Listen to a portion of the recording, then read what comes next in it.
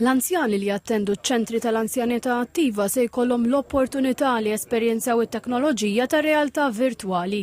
L-inizjattiva tnediet fiċ-ċentru tal-anzjanità attiva f'Ħalqormi fejn għall-bosta anzjani bħal Antonja u Joseph din kienet l-ewwel esperjenza tal-VR. Ħadd pjaċir kif rajta ġennin ta' xina qatt ma midhom dawn l-affarijiet. Inti għandek kisa kienu ċali. Fl-istess ħin qiegħda ġol knisja. Imma dik il-knisja jiena qatt ma tħallġu fiha. U sabiħa ħafna. L-ewwel darba ma interessanti ħafna. Tara kollox ma wiċċek. Ejwa nagħmluha spiss se nibdew aħna niġu hawn. Il-kap eżekuttiv tal-anzjanità attiva u l-kura fil-komunità Steve Ġuż għal riċerka li għamel id-Dipartiment juri li l-qasma diġitali qed tonqos. 80% tal-anzjani li attendu day center jużaw l-internet ta' kuljum, di turi element ta' data inclusion.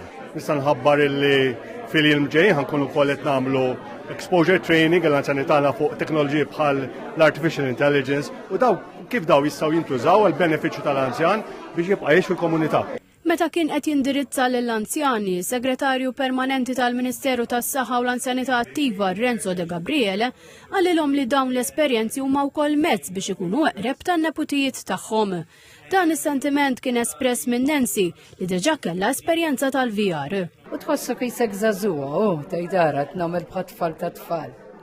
Is-segretarju parlamentari għall-anzjanità attiva Melkin Pola Ġuż Galja spjega li din l-inizjattiva nibtet minn proġett pilota li sar fid-djar tal-anzjani. U fil-fatt rajna li xi ħaġa sabiħa bħal din ta' min imbagħad nifirxuha għall-komunitajiet. Kellna ovvjament nixtru aktar equipment u bdejna introduċuha ġol Active Aging Centers kif qiegħda hawnhekk illum. Kollox se jkun hemm 36 ċentru tal-anzjanità attiva li se jkollhom is-servizz tal-VR. Din l-esperjenza se tkun offruta wkoll lil pubbliku biswit is-suq tal-Birgu fl-14 April u ħdejn il-Pjazza ta' San Pawl fir-Rabat fis-26 April.